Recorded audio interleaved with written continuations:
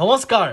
নেত্ৰদান বা চকুদান বা আই ডোনেশ্যন কেনেকৈ কৰে কেনেকৈ মানুহটোৰ চকুটো উলিয়াই লৈ যায় এনেকৈ চাৰিওফালে চাকু বা চুৰি ভৰাই দি চকু দুটা উঘালি লৈ যায় নেকি নে পিচ পিচকৈ টুকুৰাকৈ টুকুৰাবোৰ উলিয়াই বেলেগ বেলেগ মানুহৰ গাত লগাই দিয়ে এই বিষয়ে আপোনালোকৰ জানিব মন নাযায়নে আজি সুন্দৰকৈ টপিকটো লৈ আহিছোঁ ডিটেইলছ পাতিম কোনে দিব পাৰে দিব কিয় লাগে কিয় দিব নোৱাৰে কিছুমান মানুহে আৰু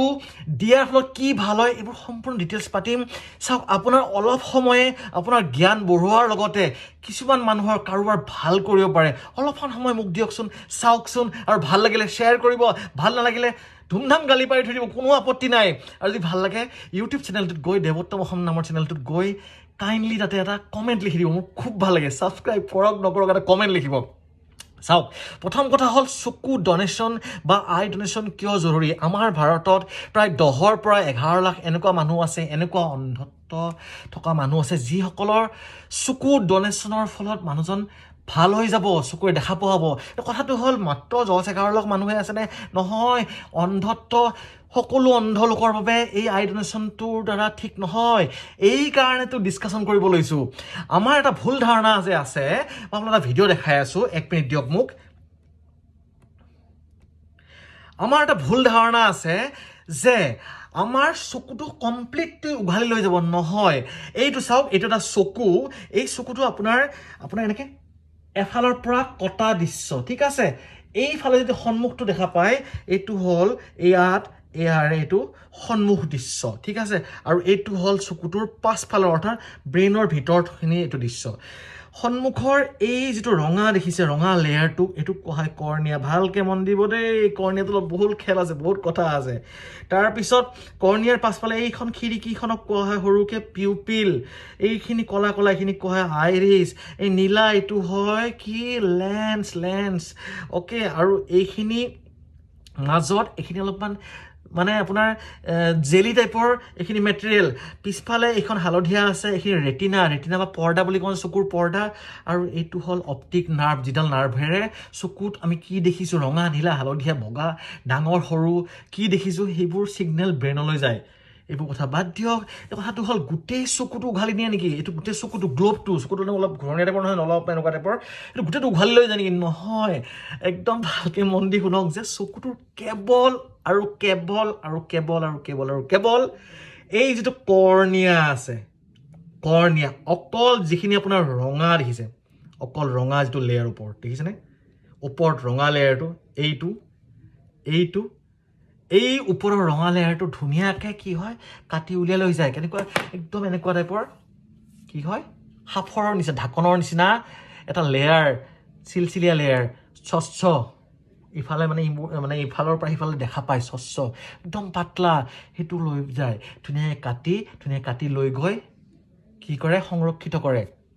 এতিয়া কথাটো হ'ল কাটি নিয়াৰ পিছত চকুকেইটা দেখিবলৈ বহুত বেয়া হৈ যাব নেকি কাৰণ মানুহ এজন মৃত্যুৰ পিছতোতো মানুহজনে ভাবে ন যে মানে অলপ ভালকৈ মৰিম নহয় জানো মৃত্যু বুলি কিয় ক'লে আচলতে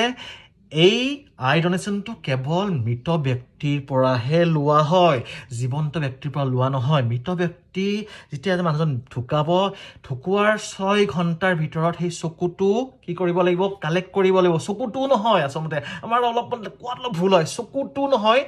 কৰ্ণিয়াটো তাৰ পৰা লাহেকৈ পাতলাকৈ সেই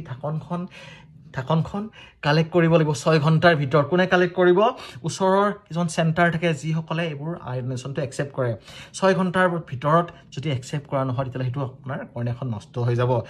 6 ঘণ্টাৰ ভিতৰত সংৰক্ষিত কৰিব পৰা হোৱা সেই কৰ্ণিয়াটোক অহা এসপ্তাহ বা 2 সপ্তাহৰ ভিতৰত কিছুমান বা মানে কিছু অন্ধ লোকক দান কৰিব পৰা যাব এজন মানুহৰ 2টা চকু তো 2টা চকুৰ পৰা এটা চকু এজন মানুহক এটা চকু এজন মানুহক দিলে 2জন মানুহে দেখা পোৱা হ'ব হয়নে কিমান ভাল লগা কথা নিজৰ মাক দেউতাকক দেখা পাব নিজৰ সন্তানক দেখা পাব নিজৰ প্ৰেমিকাক দেখা পাব নিজৰ প্ৰেমিকক দেখা পাব কিমান যে ভাল লগা কথা এইবোৰ কথা আমি ভাবিব লাগিব অসমীয়া মানুহে যদি ভাবিব নোৱাৰে অসমীয়া মানুহৰ নিচিনা কিমান বহল হৃদয়ৰ মানুহ পৃথিৱীত ক'তো নাই অসমীয়া দুখীয়া হ'ব পাৰে মনেৰে কেতিয়াও দুখীয়া নহয় আমি বিৰাট ধনী মানুহ মনেৰে হয়নে চ' এইখিনি কথা আমি জানিব লাগিব নজনাকেনো আমি কেনেকৈ ডনেট কৰিম হয়নে এতিয়া কথাটো হ'ল প্ৰথম কথা গম পালোঁ যে চকুটো দেখিবলৈ বেয়া নহয় কাৰণ অকল পাতলা লেয়াৰ এটা লৈ যায় মৃত ব্যক্তিৰ পৰা লয় জীৱন্ত ব্যক্তিৰ পৰা নলয় পিছত কিবা পইচা খৰচ হ'ব নেকি 1 টকা পইচা খৰচ নহয় ডনেট কৰা আপুনি ডনেট কৰি আপুনি ভাল কামেই কৰি আছে ডনেশ্যন কৰিবৰ কাৰণে কেনেকৈ মানুহে গম পাব যে এই মানুহজন চকু ডনেট কৰিব আপুনি জীয়াই থকা অৱস্থাতে আপুনি এখন ফৰ্ম ফিল আপ কৰিব পাৰি ফৰ্ম ফিল আপ কৰাৰ সময়ত আপুনি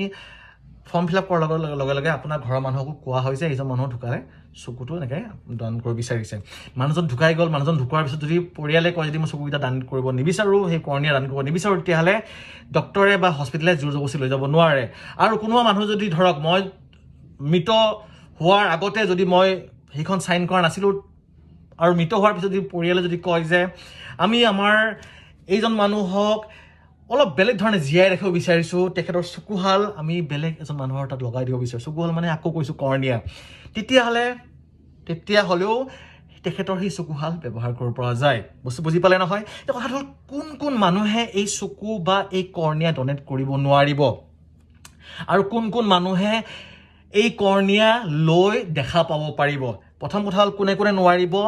অলমষ্ট চব মানুহে পাৰিব প্ৰতিটো বয়সৰ মানুহে পাৰে প্ৰতিটো বেমাৰৰ মানুহে পাৰে কেইটামান বেমাৰৰ মানুহে নোৱাৰে যদি আপোনাৰ হেপাটাইটিছ ভাইৰাছ আছে গাত যদি আপোনাৰ HIV ভাইৰাছ আছে গাত যদি আপোনাৰ গাত এনেকুৱা এটা কেঞ্চাৰ আছে যিটো কেঞ্চাৰ বহুত বেছিকৈ স্প্ৰেড হৈছে ঠিক আছে তথাপিও আপুনি সেই ডকুমেণ্টছবিলাক ডক্টৰে চেক কৰিব মৃত ব্যক্তিজনৰ ডকুমেণ্টছখিনি ফটাফট ডক্টৰে চেক কৰিব আৰু যদি ঠিক ঠাক আছে তেন্তে কি কৰিব মানুহজনৰ পৰা কৰ্ণিয়াটো লৈ ল'ব কি মানুহে কোনজন অন্ধ মানুহে এই কৰ্ণিয়াটো ল'লে কি হ'ব তেখেতৰ লাভ হ'ব প্ৰথম কথা আপুনি ভালকৈ মন দি শুনক যে কৰ্ণিয়াটো যদিহে ডনেট কৰি আছে তেতিয়াহ'লে